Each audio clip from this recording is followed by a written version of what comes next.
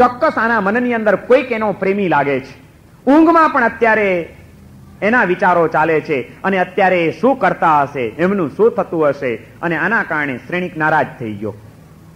આગળ જતા ખુલાસો થયો, એ બધી વાત મારે અત્યારે તમને નથી કરવી. હું તો એ કહેવા માંગુ છું કે ચેલણાના હૃદયમાં સાધુ પ્રત્યેની ભક્તિ કેવી હશે કે ઊંઘમાં પણ પોતાને સેજ ઠંડી લાગી તે વખતે એને એ યાદ આવી ગયું કે અત્યારે એમનું શું થતું હશે. મહામુનિનું એને યાદ આવે છે.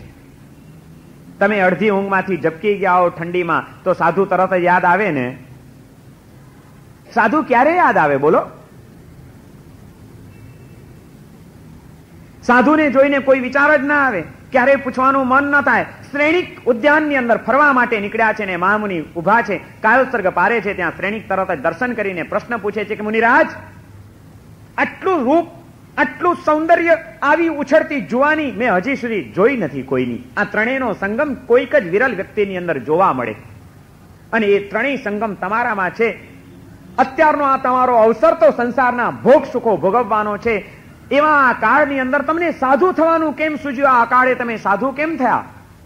આ પ્રશ્ન પૂછે છે શ્રેણી. અને તે વખતે પેલા મુનિરાજ એને જવાબ આપે છે કે ભાઈ, હું અનાથ હતો, મારો હાથ જાલનાર કોઈ નહોતું, હું અસહાય હતો, માટે હું સાધુ થયો. ઓહો, શ્રેણિકને વિચાર આવે છે કે કમાલ છે, આવો માણસ અનાથ, આટલું સુંદર રૂપ હોય, યૌવન હોય, સૌંદર્ય હોય, આવો માણસ અનાથ, ચોક્કસ કંઈક બિચારો મુશ્કેલીમાં મુકાયો હશે, કોઈક એની પ્રેમિકાએ એને દગો દીધો હશે, માટે જ એને સાધુ થવાનો વિચાર આવ્યો હશે. કાં તો એની પાસે પૈસા નહીં હોય, કંઈક તકલીફમાં મુકાયો હશે, માટે એને આવું પગલું ભર્યું હશે. કાં તો એના જીવનમાં કોઈક જોરદાર આઘાત લાગ્યો હશે, કોઈ એનું ભયંકર અપમાન કર્યું હશે, માટે એને આવું કંઈક કર્યું હશે. ખેર જે હોય તે, હું મગધ સમ્રાટ શ્રેણિક છું. પ્રજાનું રક્ષણ કરવું, પ્રજાના સુખે સુખી અને દુઃખે દુઃખી થવું એ મારું એક રાજ કર્તવ્ય છે. અને એમાં આવો માણસ અકાળે એની જિંદગીને બરબાદ કરી નાખે, એ તો મારાથી કેમ સહન થાય?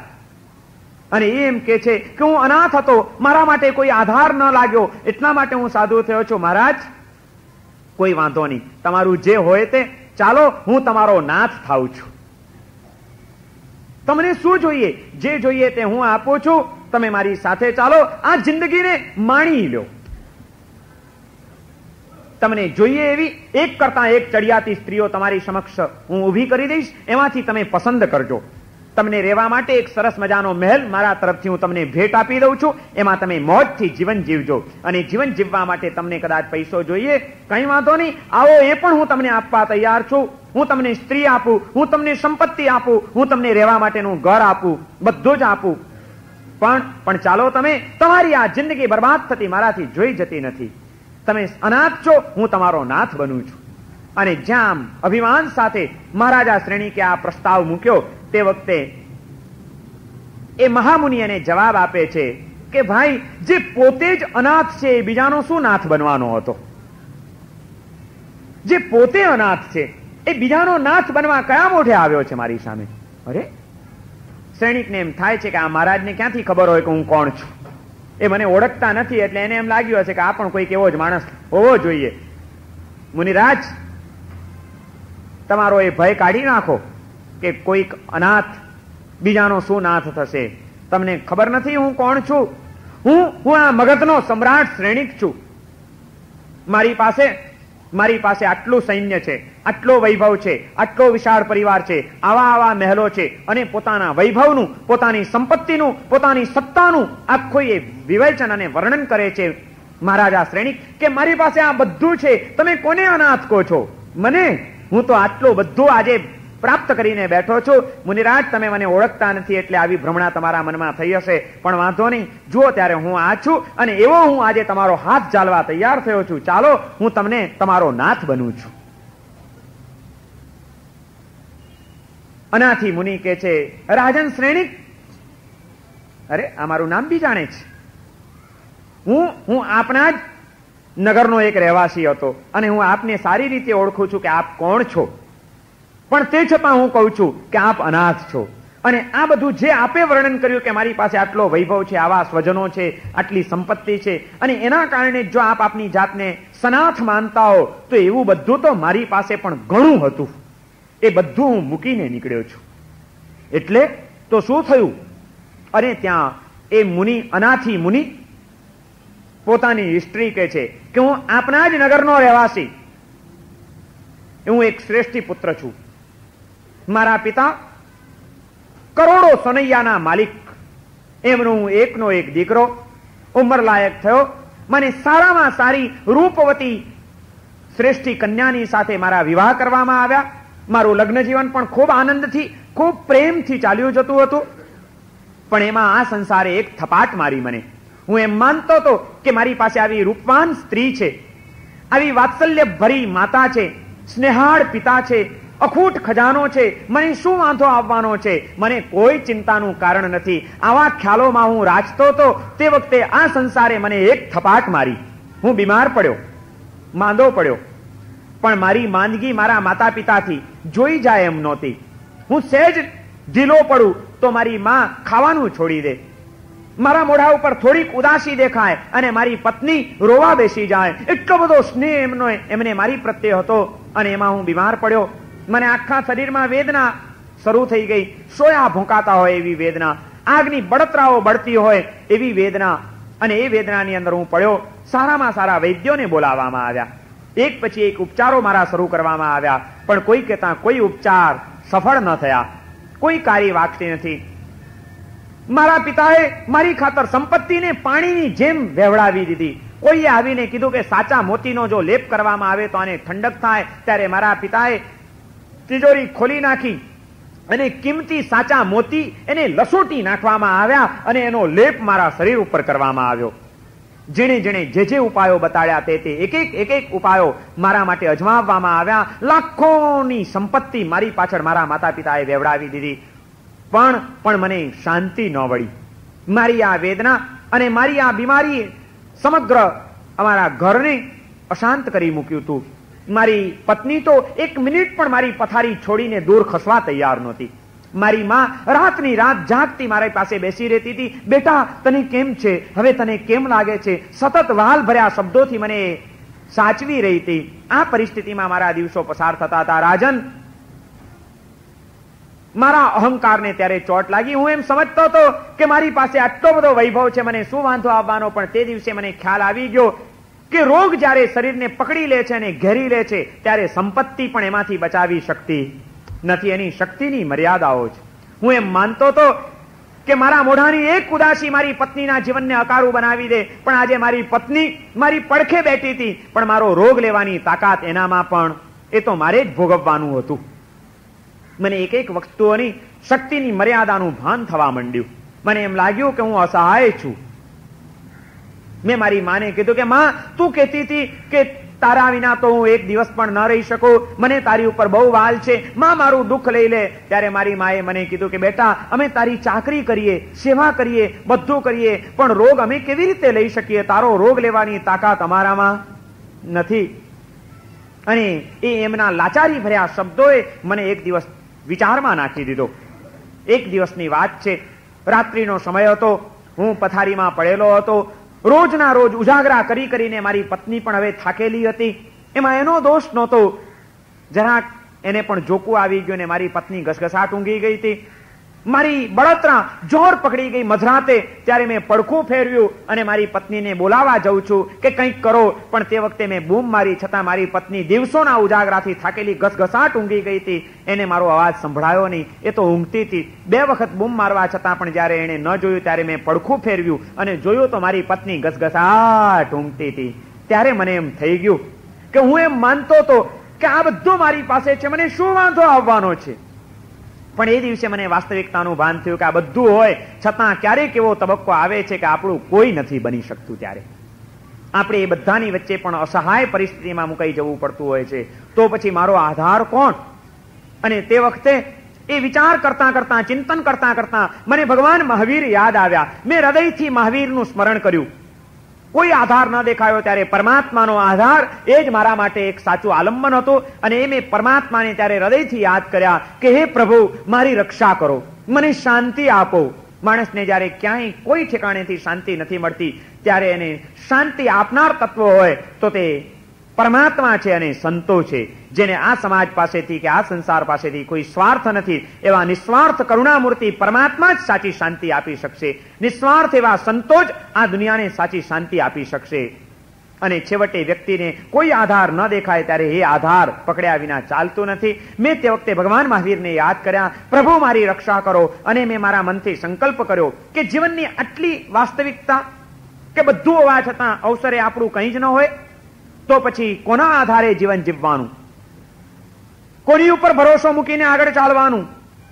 આ ચિંતનમાં ચાલતા ચાલતા મેં ત્યાં ને ત્યાં સંકલ્પ કર્યો કે આ બીમારી મારી જો મટી જશે, હું આમાંથી સાજો થઈ જઈશ, તો ખરેખર જેને આમાં આધાર આપવાની શક્તિ છે, જે શરણરૂપ બની શકે એમ છે, એ મારા આત્મતત્વને પામવા માટે સાધનાના માર્ગે ચાલી નીકળીશ. એ પરમાત્માનું દર્શન કરવા માટે સાધનાનો યજ્ઞ માંડી દઈશ. સાજો થઈશ તો હું સાધુ બની જઈશ. મેં આવો એક વિચાર કર્યો, આ સંકલ્પ કર્યો, અને એ વિચાર કરતા કરતા કરતા કરતા રાજન, મને ખબર ન પડી મને ક્યારે ઊંઘ આવી ગઈ. શુભ સંકલ્પનું પણ એક બળ હોય છે, એ સંકલ્પ તમારા અશુભ કર્મોને તોડી નાખે. કર્મોના રોદણા જ રડ્યા કરવાની ભૂલ કોઈ દિવસ કરતા નહીં. કર્મોથી જો થાક્યા હો તો એને તોડવા માટે સંકલ્પનું બળ વધારી દો. શુભ સંકલ્પનું બળ કયા ચમત્કારો નથી સર્જી શકતું, કારણ કે કર્મ એક પરમાણુ છે, અને પરમાણુની શક્તિ કરતા, મેટલની શક્તિ કરતા સ્પિરિચ્યુઅલ શક્તિ હંમેશા મહાન છે. શક્તિ કોની ચડે, પૂતગલની કે આત્માની? કઈ શક્તિ મહાન? આપણે તો પૂતગલને જ પ્રાધાન્ય આપી દીધું. અમારા કર્મ એવા, અમે શું કરીએ, બહુ કર્મ કર્યા છે, ભારે કર્મી છીએ. વાત વાતમાં કર્મ કર્મ કર્મ કરી કરીને આપણે રોદણા જ રડતા રહ્યા, માત્ર રોદણા રડ્યા. આપણે ભૂલી ગયા કે કર્મ એક પૂતગલ છે, એક પરમાણુ છે. પરમાણુની શક્તિ ગમે એટલી મહાન હોય એના કરતા ચૈતન્યની શક્તિ અનેક ગણી મહાન છે. સંકલ્પનું એક બળ. અનાથી મુનિ પેલા રાજા શ્રેણિકને કહી રહ્યા છે કે મહારાજા, તમે મને કહો છો કે હું તમને સુંદર સ્ત્રી આપું, હું તમને ઘર આપું, હું તમને સંપત્તિ આપું, પણ એ તો બધું મારી પાસે હતું, અને છતાં મને એમ લાગ્યું કે હું અનાથ છું, હું અશરણ રૂપ છું. અને તે વખતે મારા મનમાં સંકલ્પ જાગ્યો, અને મારા સંકલ્પનો કોઈ પુણ્ય પ્રતાપ કે મારી વેદના શાંત થઈ ગઈ. હું ઘસઘસાટ ઊંઘી ગયો, મને નિરાંતની ઊંઘ આવી ગઈ. સવારના હું જ્યારે ઉઠ્યો ત્યારે પહેલા તો મારી પત્ની જાગી ગઈ હતી, મારી માતા જાગી ગઈ હતી, તૈયાર થઈને બેઠા હતા, મારી જાગવાની રાહ જોતા હતા. અને હું જ્યારે જાગ્યો ત્યારે મારા મોઢા ઉપર શાંતિ હતી, સૌમ્યતા હતી, સ્વસ્થતા હતી, મારી વેદનાઓ શાંત થઈ ગયેલી હતી. સંકલ્પની એ દિવ્ય શક્તિઓએ મને એનો પ્રભાવ બતાડી ચૂક્યા હતા. અને હું સ્વસ્થતાથી જાગ્યો ત્યારે તરત જ મારી પત્ની, મારી માતા સૌ કોઈ મને ઘેરી વળ્યા અને બેટા કેમ છે તને? સ્વામીનાથ, હવે તમે સારા લાગો છો. જ્યારે એ પ્રેમથી મને બોલાવતા હતા ત્યારે મેં એમને કીધું કે હા, મને સારું છે, પણ મને સારું આ દુનિયાનું કોઈ તત્વ નથી કરી શક્યું. જ્યારે આ દુનિયાના તત્વો ઉપરથી મેં મારું મન ઉઠાવ્યું અને જ્યારે એક પરમ તત્વની પ્રત્યે મેં મારું ધ્યાન કેન્દ્રિત કર્યું ત્યારે એનો જે દિવ્ય પ્રભાવ આજે હું અનુભવી રહ્યો છું. હું સ્વસ્થ છું ભગવાન મહાવીરના આશીર્વાદના બળે. હું આજે પ્રસન્નતાથી આ ઉઠ્યો છું. એ પ્રભાવ શુભ સંકલ્પનો છે. અને મેં સંકલ્પ કર્યો હતો કે જો હું સાજો થઈશ તો હું સાધનાનો માર્ગ સ્વીકારી લઈશ, સાધુ બની જઈશ. આજે મારો એ સંકલ્પ ફળ્યો છે, મને અનુમતિ આપો, હું હવે સાધનાના માર્ગે ચાલી નીકળું છું. રાજન, હું માત્ર એક જ ઊંઘમાંથી નહોતો જાગ્યો, પણ જન્મ જન્મની ઊંઘમાંથી હું જાગી ગયો હતો. મારી અજ્ઞાનની મૂર્છા ટળી ગઈ હતી અને કોઈક નવો પ્રકાશ મને બોલાવી રહ્યો હતો, અને હું નીકળ્યો. સૌની પ્રેમભરી વિદાય લઈને, શુભ આશીર્વાદ લઈને મેં સાધનાનો યજ્ઞ માંડ્યો છે. અને અત્યારે આ એકાંત સ્થળોની અંદર, આ પ્રાકૃતિક વાતાવરણની વચ્ચે હું આત્માને અને પરમાત્માને પામવાની આ સાધના કરી રહ્યો છું. રાજન, મને જ્યારે એમ લાગ્યું કે હું અનાથ છું, માટે હું આવી ઉગતી યુવાનીમાં પણ સાધુ થવાનો મેં પ્રયત્ન કર્યો છે. અને આજે મને હૃદયનો એક નાથ મળી ગયો છે. પણ તમે આજે મારા નાથ થવા આવ્યા છો. મારે તમને કહેવું છે કે તમે સ્વયં પોતે અનાથ છો, મારા શું તમે નાથ થઈ શકશો? હું તમને પૂછું છું કે તમારું શરીર રોગોથી ઘેરાશે ત્યારે તમારો કયો વૈભવ તમને એમાંથી બચાવી શકશે? ગળપણ જ્યારે આવીને તમને પકડશે ત્યારે તમારા કયા સ્નેહાળ સ્વજનો તમને યુવાની આપી શકશે? અને જ્યારે છેવટે મોત આવીને આંગણે ઊભું રહેશે ત્યારે એને બારણેથી પાછા વાળવાની તાકાત આ સંસારના કયા તત્વની અંદર છે? બધું હોવા છતાં પણ એ બધાની વચ્ચે પણ આપણે અનાથ છીએ. કારણ કે જે મળ્યું છે એ કાયમ તો ટકવાનું નથી, પણ જેટલો ટાઈમ ટકે એટલો ટાઈમ માટે પણ એ આધાર આપે જ એવી કોઈ ખાતરી નથી એનામાં. માટે એમાં ક્યાંય મૂંઝાવા જેવું નથી. અને અનાથી મુનિની આ વાતો સાંભળીને ઇતિહાસ એમ કહે છે કે મહારાજા શ્રેણિક ત્યાં સમ્યક દર્શન પામી ગયા. એમના જીવનની અંદર એક સાચો પ્રકાશ એને પ્રાપ્ત થયો. સંસારની વાસ્તવિકતાનું દર્શન એને ત્યાં આગળ મળી ગયું. એ સમકીતી બન્યા. સમ્યક દર્શન એને પ્રાપ્ત થયું કે જે સમ્યક દર્શને ભગવાન મહાવીરના સાચા અનુયાયી બનાવીને ભગવાન મહાવીરના માર્ગે આગળ વધારીને આવતી 24મીમાં તીર્થંકર થવાનું સદભાગ્ય એ મહારાજા શ્રેણિકને પૂરું પાડ્યું છે. આવતી 24મીના 24 તીર્થંકરોમાં મહારાજા શ્રેણિક પણ એક તીર્થંકર થવાના છે. પણ એ તીર્થંકર થવાનું બીજ અનાથી મુનિએ નાખ્યું અસરણ ભાવનાનું ચિંતન એના હૃદયમાં જગાડીને. અસરણ ભાવનાના ચિંતનમાં આ તાકાત છે કે એ જો પ્રબળ બને તો તમને તીર્થંકર નામકર્મની પણ ભેટ આપી શકે છે, કારણ કે તમારી આસક્તિઓને તોડી નાખશે. મહારાજા શ્રેણિકને એક નવી જ દ્રષ્ટિ પ્રાપ્ત થઈ ગઈ. સમ્યક દર્શન એટલે બીજું કંઈ નથી, સાચી દ્રષ્ટિ જીવનની પ્રાપ્ત થવી, એનું નામ સમ્યક દર્શન છે.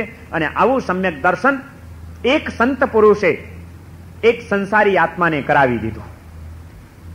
મગધ સમ્રાટ શ્રેણિક એના જીવનનો એ દિવસે એક નવો તબક્કો શરૂ થયો. એક વળાંક આવી ગયો એના જીવનની અંદર. અને મહારાજા શ્રેણિક ત્યાંથી પ્રકાશ પ્રાપ્ત કરીને વિદાય થયા. મહામુનિ અનાથી એ પોતાની સાધનાના માર્ગે આગળ વધી ગયા.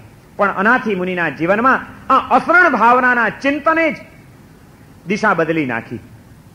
વિનય વિજયજી મહારાજ કહે છે કે જે કંઈ તમે પાત્રો, પદાર્થો અને પરિસ્થિતિઓ પ્રાપ્ત કર્યા છે એ કાયમ ટકવાના નથી, પણ જેટલો ટાઈમ ટકશે એટલો ટાઈમ માટે પણ દરેક પરિસ્થિતિમાં તમને આધાર આપશે જ એવો ભરોસો તમે રાખતા નહીં. ચક્રવર્તીઓ પણ અહીં નિષ્ફળ ગયા છે. દેવોના સુખો પણ એમને બચાવી શક્યા નથી. રાજાઓ, મહારાજાઓ અને ગમે તેવા ગૌરવમાં રાચતા મદોન્મત્ત આત્માઓ એમના પણ અભિમાનના ચૂરે ચૂરા કરી નાખ્યા છે આ સંસારે. મેદુર મુદા મેદુરા મદવાળા આત્માઓ એ પણ શરણાય દશ દિશ પ્રેક્ષંત દીનાનના એ શરણ માટે દશે દિશાઓમાં ટળવળતા જોવા મળ્યા છે આ સંસારની અંદર. એટલી વિચિત્ર વાસ્તવિકતા આ સંસારની અંદર ચાલી રહી છે. કયો અભિમાન ટકે? શાસ્ત્રની અંદર 8 જાતના મદ બતાડ્યા છે. મદના 8 પ્રકાર છે અભિમાનના. માણસ આમાંના કોઈક ને કોઈક મદનો શિકાર બની ગયા વિના રહેતો નથી, અભિમાનનો શિકાર બની ગયા વિના. હું આવો પણ અસરણ ભાવનાનું ચિંતન કે છે કે તારી પાસે ગમે તે હોય તે છતાં તું કાંઈ નથી. કયું અભિમાન સતાવે છે? કયું અભિમાન? 8 મદના નામ આવડે તમને? આપણને કઈ કઈ જાતના અભિમાન સતાવતા હોય છે એનો કોઈ દિવસ વિચાર કર્યો છે કે મને ક્યારે ક્યારે કઈ કઈ જાતનું અભિમાન આવતું હોય છે? શાસ્ત્રની અંદર 8 પ્રકારના મદ બતાડ્યા છે અભિમાન. પહેલું છે કુળનું અભિમાન. અમારું કુળ બહુ ઊંચું, આ તો બધા નીચા કુળના. માણસ એના ગૌરવમાં રાચતો હોય છે. કુળનો મદ, જે ભગવાન મહાવીરના આત્માએ પણ કર્યો હતો મરીચીના ભાવમાં. કુળનો મદ, અમારું કુળ ઊંચું, બીજા બધા તો નીચા કુળના. કુળનો મદ એ પણ કરવા જેવો નથી, કારણ કે મદ માત્ર ખરાબ છે. અહંકાર એ માણસને રવાડે ચડાવે છે. શોધકર્ષ અને પરાપકર્ષની ભાવનામાં ખેંચી જતો હોય છે. પહેલો મદ છે કુળનો મદ. બીજો મદ છે જાતિનો મદ. અમારી જ્ઞાતિ સાચી, ઊંચી, બીજી બધી જ્ઞાતિઓ તો ઠીક. અમે ઓસવાળ, આ બધા પોરવાળ. અમે પોરવાળ ઊંચા, ઓસવાળ નીચા. અમે દશાનો અમારો શું જમાનો હતો, અમારી ખાનદાની એટલે વિસા તો ઠીક. વિસા કે અમે વિસા, દશા અને વિસા, ઓસવાળ અને પોરવાળ. આને આ જાતિઓના કેટલા પ્રકારો. અને જેને જે જાતિ મળી હોય છે માણસ એની પણ એક ખુમારીમાં રાચતો હોય છે કે અમારી જ્ઞાતિ મહાન છે, અમારી જાતિ ઊંચી છે. જાતિનો પણ મદ કરવા જેવો નથી. ખબર નથી અહીંથી મૃત્યુની ટિકિટ ફાટી જશે ત્યાર પછી કઈ જાતિમાં જશો? અહીં વિષાનો મદ રાખીને જીવેલા, મર્યા પછી પાછા વિષા જ થશો ને કે વિષધર થશો? દશાનું ગૌરવ રાખનારાની કેવી દશા થશે એનો કઈ ખ્યાલ છે ખરો આપણને? કોઈ અભિમાન કરવા જેવા નથી. જાતિનો મદ પહેલા કુળનો મદ, પછી બીજા નંબરમાં કીધું છે જાતિનો મદ, જાતિનું અભિમાન, જ્ઞાતિનું, એ પણ નથી કરવા જેવું. ત્રીજા નંબરની અંદર લાભનો મદ. જેમ જેમ માણસને લાભ થતો જાય, પૈસા કમાતો જાય, તેમ તેમ માણસની રાઈ ચડતી જાય મગજની અંદર. અમને અમારો ધંધો આટલો સોલિડ ચાલે છે, અમારી આટલી કમાણી, સાંજ પડે એટલે આટલો વકરો તો આપણો સાચો જ, આટલો પ્રોફિટ તો આપણે કોઈ દિવસ કોઈને નહીં થતો હોય એટલો અમને થાય છે. શું અમારો ધંધો છે? લાભનો મદ. અમે બહુ પૈસા વાળા છીએ, અમને આટલી આવક છે, અમારો આવો ધંધો ચાલે છે, અમે આટલું મેળવીએ છીએ. લાભનો પણ મદ હોય છે. જ્ઞાની પુરુષો કે છે એનું પણ અભિમાન કરતા નહીં તો અભિમાન તમને પછાડશે ક્યારેક. લાભનો મદ. પછી ચોથા નંબરની અંદર વૈભવનો મદ. અમારો વૈભવ આવો, આપણે ત્યાંનું ફર્નિચર જુઓ, તમે ખુશ થઈ જશો, એવું ફર્નિચર છે અમારું. તો શેનો મત? વૈભવનો. મારું ફર્નિચર આવું, મારે ત્યાં આવી સામગ્રી. આપણે તો બધું ઇમ્પોર્ટેડ જ વાપરીએ, ચાલુ આપણે ત્યાં કઈ હોય જ નહીં. માણસ આમ તોરમાં રાખતો હોય છે ને 10 જણાને કે નહીં ત્યાં સુધી એને મજા આવતી નથી હોતી. વૈભવનો મદ છે અને એ પણ માણસને રવાડે ચડાવે છે, અહંકારી બને છે માણસ. ચોથો આ વૈભવનો મદ. પાંચમા નંબરની અંદર રૂપનો મદ. હું રૂપવાન છું, અરે શું મારી પર્સનાલિટી 50 જણાની વચ્ચે ઉભો આપણો વટ પડી જાય. માણસને રૂપનો મદ હોય છે.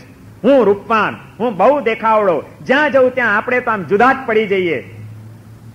વાતની અંદર માણસને આ મદ સતાવતો હોય છે. એ પણ અહંકાર માણસને રવાડે ચડાવતો હોય છે, પણ એ ભૂલી જાય છે કે આવા કેટલા અભિમાની માણસોને આ સંસારે એવી થપ્પડો મારી છે કે જે ક્યાંય ના નથી રહ્યા. તું તો એક નાનકડો કીડો છે એની આગળ આ સંસારમાં. ક્યાંય તને મસડી નાખશે આ સંસાર. તો રેવા દે, કોઈ અભિમાન કરવા જેવું નથી. રૂપનો મદ. પછી છઠ્ઠા નંબરની અંદર આવે છે બળનો મદ. હું બળવાન, અરે 10 જણા આવે ને પહોંચી વળીએ આપણે એકલા, એમ કઈ ગાંજા જઈએ એવા નથી. સમજે છે હું એના મનની અંદર? માણસ આમાં તોરમાં રાજતો હોય છે. આવે તો ખરો ગરબડ કરવા મારી સામે, પાછળ બડબડાટ કરે, હવા બગાડે, એટલું જ. સામે આવે તો ખબર પડે, એક એવી દઉં ને ખેંચીને.